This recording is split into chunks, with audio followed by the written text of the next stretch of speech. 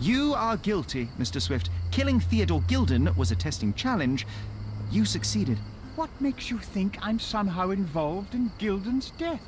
My partner's death, I might remind you. You were there when Theodore Gilden died. Nonsense. I visited him many times, but I wasn't there when the elephant killed him. Then I must have made a mistake, because the murderer met Goliath's rage personally. The perpetrator was hit by the gate and thrown into the shed. Your bruise matches the contour of the broken hole. One further detail is that the murderer had a bosun's knife, fairly useful in a place where one might cut ropes and fabric, such as, I don't know, the dig site? That's your interpretation of the facts, Mr. Holmes. You've simply aligned them to suit your hypothesis. It's not a hypothesis once proven, it's theory, Mr. Swift. Your dart uses strychnine to kill rodents at the site, is that correct? Well, yes, that is its purpose. The same dart with strychnine was found on Goliath. The very same substance is a powerful stimulant. It causes convulsions, a flow of energy.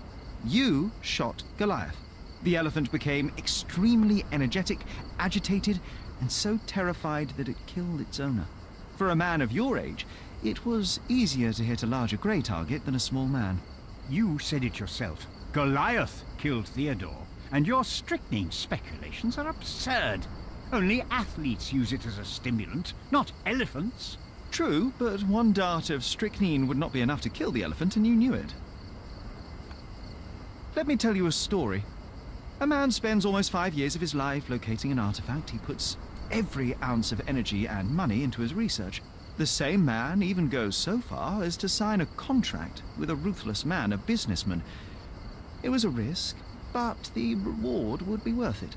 Years go by and there's still no result, so the businessman decides to end the man's research.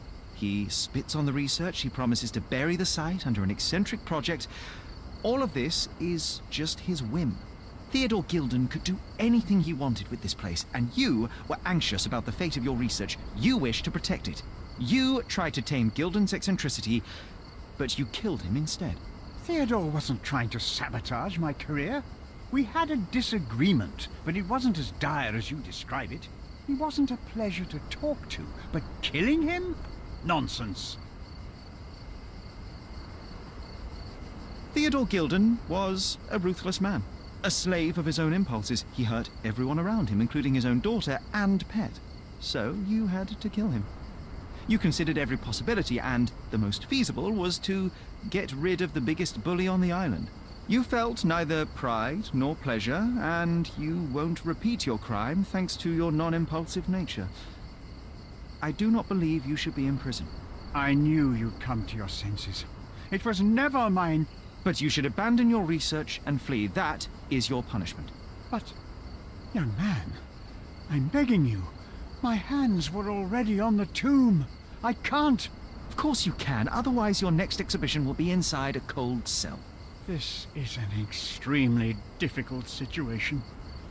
But I see I have no choice. Oh, spare the self-pity. Think of Goliath.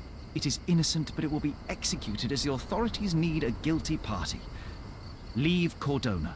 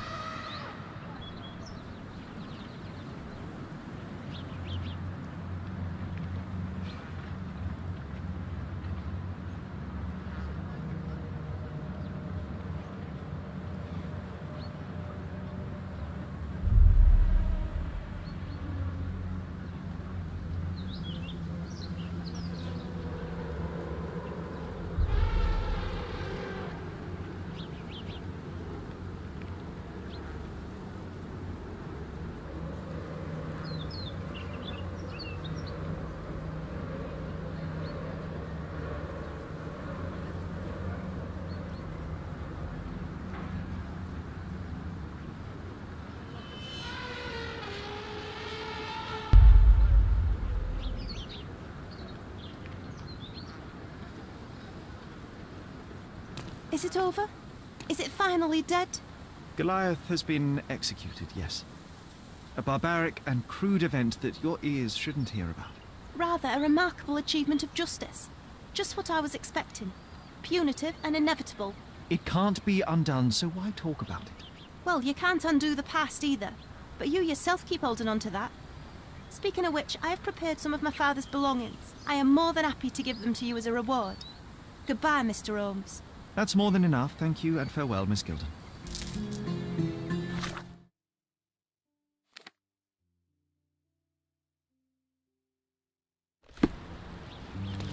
Extra, extra! Interested in some Cordona news? Check the...